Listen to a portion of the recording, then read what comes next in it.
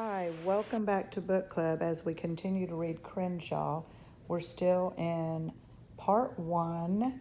We're going to read part one, chapters 6 through 10. Remember to think about that quote that we read at the beginning of part one, said a door is to open. So let's see, how does that quote connect to part one and Jackson? So we're going to continue as we read chapter 6. I don't know where I got the name Crenshaw. No one in my family has ever known a Crenshaw. We don't have any Crenshaw relatives or Crenshaw friends or Crenshaw teachers. I'd never been to Crenshaw, Mississippi or Crenshaw, Pennsylvania or Crenshaw Boulevard in Los Angeles. I've never read a book about Crenshaw or seen a TV show with a Crenshaw in it. Somehow, Crenshaw just seemed right. Everybody in my family was named after somebody or something else. My dad was named after his grandpa. My mom was named after her aunt. My sister and I weren't even named after people. We were named after guitars.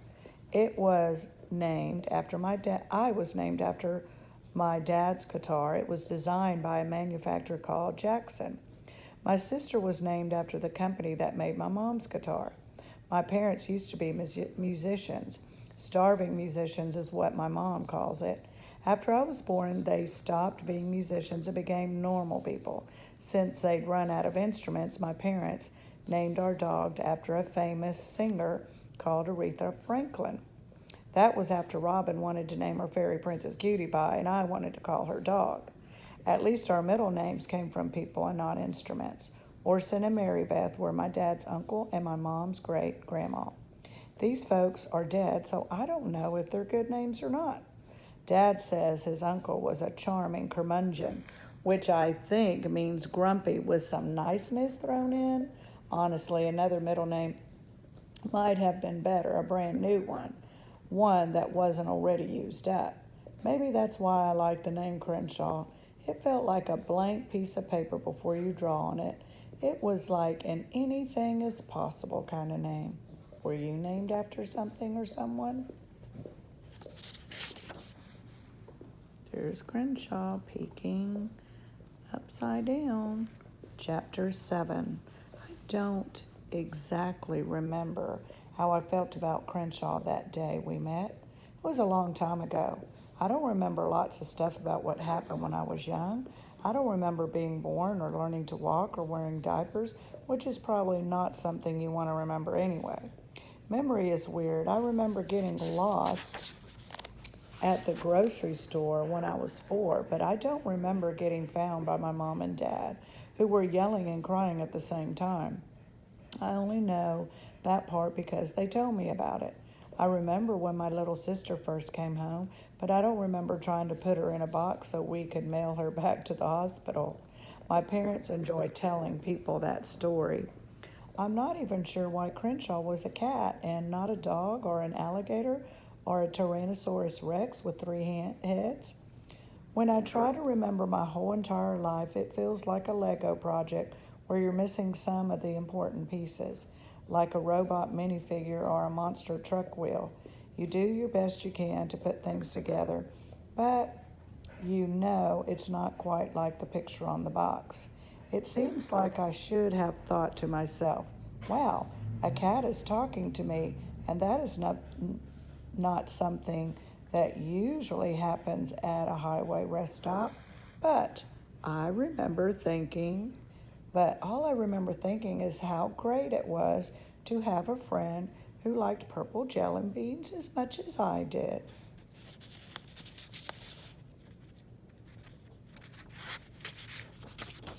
Chapter 8.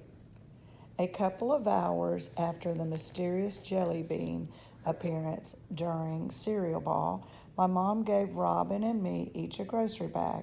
She said they were for our keepsakes. A bunch of our things were going to be sold at a yard sale on Sunday, except for important stuff like shoes and mattresses. Excuse my dog's noises in the background right next to me. My parents were hoping to make enough money to pay some back rent and maybe the water bill too. So Robin asked, "What is a keepsake?" Mom said, "It's an object you treasure." Then she said, "Things don't really matter as long as we have each other." I asked what were her keepsakes and my dad's. She said probably their guitars would be at the top of the list and maybe books because those were always important. Robin said she would bring her Lyle book for sure. My sister's favorite book in the world is The House on East 88th Street. It's about a crocodile named Lyle who lives with the family. Lyle likes to hang out in the bathtub and walk the dog. Robin knows every word of that book by heart. Later at bedtime, my dad read the Lyle book to Robin. I stood at her bedroom door and listened to him reading. He and my mom and Robin and Aretha were all squished on her mattress. It was on the floor. The wooden parts were going to be sold. "Come join us, Jackson," my mom said. "There's lots of room." My dad is tall, and so is my mom, and Robin's mattress is tiny. There wasn't any room. "I'm good," I said, looking at my family all there together. I felt like a relative from out of town, like I belonged to them, but not as much as they belonged to each other. Partly that was because they looked so much alike, blonde and gray hair and cheerful. My hair and eyes are darker, and sometimes so is my mood. Emptied out, it didn't look like Robin's room anymore, except for her pink lamp and the marks on the wall that showed how much she had grown, and the red spot on the carpet where she'd spilled cranberry apple juice. Robin was practicing her t-ball batting, and she got a little carried away. "Swish, swash, splash, sploosh," read my dad. "Not sploosh, Daddy," Robin said. "Smoosh, splish, swash." "Stop being silly," she said. She poked him in the chest. "It's swoosh, swoosh, I tell you." I said that I did not like a crocodile would enjoy. I said I did not think a crocodile would enjoy taking a bath. I just read a whole library book about reptiles. My dad told me to go with the flow. "Did you know that you can hold a crocodile's jaws closed with a rubber band?" I asked. My dad smiled. I wouldn't want to have been the person who tested that theory. Robin asked my mom if I had a favorite book when I was little. She didn't ask me because she was pouting about my bathtub comment. My mom said Jackson really liked A Hole Is to Dig. "Remember that book, Jackson? We'd read that to you a million times." "That's more like a dictionary than a made-up story," I said. "A brother is to help you," my mom said, which was a line from the book. "A brother is to bug you," said Robin, which was not a line from the book. "A sister is to drive you slowly insane," I replied. The sun was beginning to set. The sky was tiger-colored with stripes of black clouds. "I have to get my stuff ready for the yard sale," I said. "Hey, stick around, dude," said my dad. I read A Hole Is to Dig, assuming we can find it, that is. "I'm way too old for that book," I said, even though it was the first thing I put in my keepsakes bag. "Lyle, one more time," Robin said. "Please, please, please, please." "Dad," I asked, "did you buy some purple jelly beans?" "Nope." "Then where did they come from, the ones in Robin's t-ball cap? Doesn't make any sense." "Robin went to Kylie's birthday party yesterday," said my mom. "Did she get them there, Sweet Pea?" "Nope," Robin said. "Kylie hates jelly beans. And anyway, I told you they were magic, Jackson." "There's no such thing as magic," I said. "Music is magic," said my mom. "Love is magic," said my dad. "Rabbits in a hat are magic," said Robin. "I put Krispy Kreme donuts in the magic category," said my dad. "How about the smell of a new baby?" asked my mom. "Kitties are magic," Robin yelled. "Indeed," said my dad, scratching Aretha's ear. "And don't forget dogs." They were still going at it when I shut the door. Chapter 9. I love my mom and dad, and usually my sister, but lately they've been really getting on my nerves. Robin was a little kid, so of course she was annoying. She says things like, "What if a dog and a bird got married, Jackson?" Or sing Wheels on the Bus 3,000 times in a row. Or steal my skateboard and use it for a doll ambulance. The usual little sister stuff. My parents were more complicated. It's hard to explain, especially since I know this sounds like a good thing, but they were always looking on the bright side, even when things were bad. And they'd been bad a lot, they joked. They acted silly, they pretended everything was fine. Sometimes I just wanted to be treated like a grown up. I wanted to hear the truth, even if it wasn't a happy truth. I understood things. I knew way more than they thought I did. My parents were optimists. They looked at half a glass of water and figured it was half full, not half empty. Not me. Scientists can't afford to be optimists or pessimists. They just observe the world and see what is. They look at a glass of water and measure 3.75 ounces or whatever, and that's the end of the discussion. Take my dad. When I was younger, he got sick, really sick. He found out that he has this disease called multiple sclerosis. A lot of people refer it to as MS.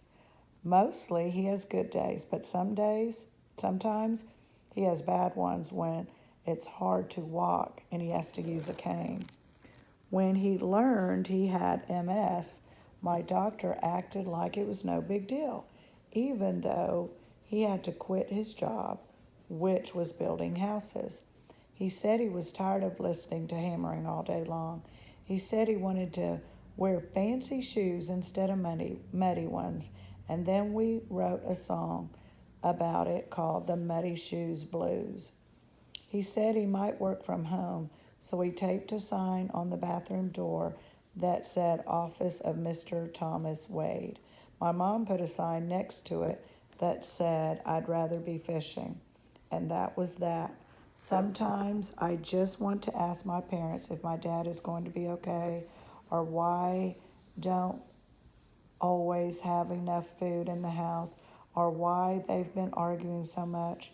Also, why I couldn't have been an only child. But I don't ask, not anymore. Last fall, we were at a neighborhood potluck dinner when Aretha ate a baby's disposable diaper. She had to spend 2 nights at the vet's until she pooped it out.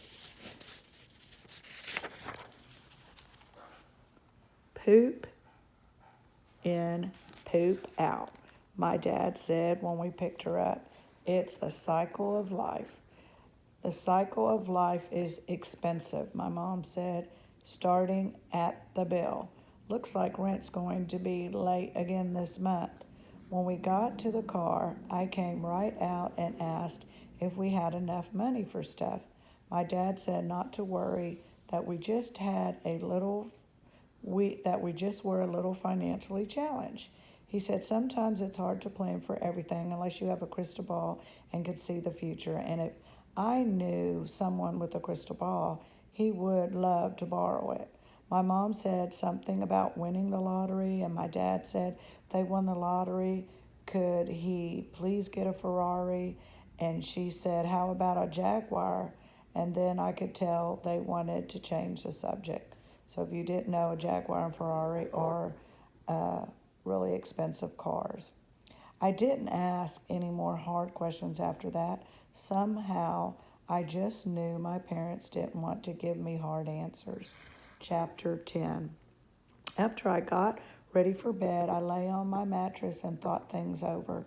I thought about the stuff I put in my keepsakes bag, some photos, a spelling bee trophy, a bunch of nature books, my teddy bear, a clay statue of Crenshaw that I made when I was in 2nd grade, my worn-out copy of A Hole is to Dig. I thought about Crenshaw and the surfboard. I thought about the purple jelly beans. Mostly, though, I thought about the signs I've been noticing. I'm very observant, which is a useful thing for a scientist to be. Here's what I've been observing: big piles of bills, parents whispering, parents arguing, stuff getting sold, like the silver teapot my grandma gave my mom, and our laptop computer. The power going off for 2 days because we hadn't paid the bill. Not much food except peanut butter and mac and cheese and cup of noodles. My mom digging under the couch cushions for quarters. My dad digging under the couch cushions for dimes. My mom borrowing toilet paper rolls from work. The landlord coming over and saying, "I'm sorry," and shaking his head a lot. It didn't make sense. My mom had 3 part-time jobs. My dad had 2 part-time jobs. You'd think that would add up to whole actual jobs, but it didn't seem to. My mom used to teach music at the middle school until they cut her job. Now she worked as a waitress at 2 restaurants and a cashier at a drugstore. She wanted to get another job teaching music, but so far nothing had come up. After my dad had to quit construction work, he started a handyman business. He did small fix-it stuff, but sometimes he wasn't feeling well and had to cancel appointments. He also gave private guitar lessons, and he was hoping to go to community college part-time to learn computer programming. I figured my parents had a plan for making everything okay, because parents always have a plan. But when I asked them what it was, they said stuff like maybe they could plant a money tree in the backyard, or maybe they could start their rock band up again and win a Grammy Award. I didn't want to leave our apartment, but I could feel it was coming. Even if nobody said anything, I knew how things worked. I'd been through this before. It was too bad because I really liked where we lived, even though we'd only been there a couple years. Swan Lake Village was the name of our neighborhood. It didn't have any real swans, but all the mailboxes had swans on them, and the community pool had a swan painted on the bottom. The pool water was always warm. Mom said it was from the sun, but I suspected illegal peeing. All the streets in Swan Lake Village had 2 words in their names. Ours was Quiet Moon, but there were others like Sleepy Dove and Weeping Wood and Sunny Glen. My school, Swan Lake Elementary, was only 2 blocks from my house. It didn't have anything with swans on it. Swan Lake Village wasn't a fancy place at all, just a regular old neighborhood, but it was friendly. It was the kind of place where you could smell hot dogs and burgers grilling every weekend, where kids rode their scooters on the sidewalk and sold lousy lemonade for $1 a cup. It was a place where you had friends you could count on, like Marisol. You wouldn't have thought it was a place where people were worried or hungry or sad. Our school librarian likes to say you can't judge a book by its cover. Maybe it's the same way with neighborhoods. Maybe you can't judge a place by its swans. See you next time.